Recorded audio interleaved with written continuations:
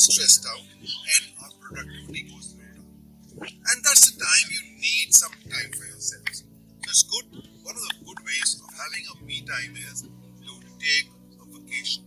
And when you come on a vacation, have a good time. What happens is, it's the old story of the woodcutter who gets tired of falling trees, and then the time you spend on sharpening the axe is a very good investment of time. When you go on a holiday, you are actually investing time into your relaxation. And when you get back after the vacation, you are able to work much better. So it is a good investment of time, a high routine.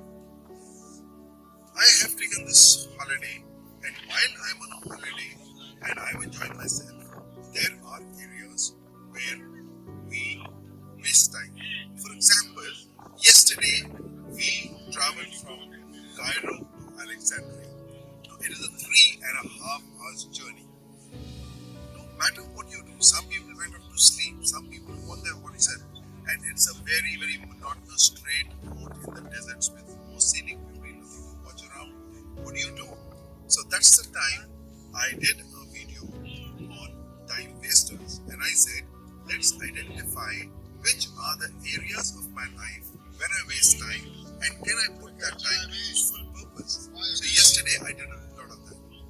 I made all my pending pictures of the tour into albums.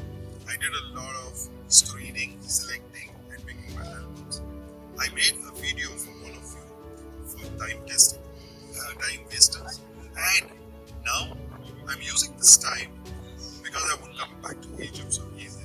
So here I am standing in front of the pyramids and not wasting my time, enjoying the scenic beauty, enjoying the postcard ride, and also at the same time making my normal videos. So thank you for listening to me, and have a great time. Identify your time wasters, work on them, and convert them into useful time. Thank you.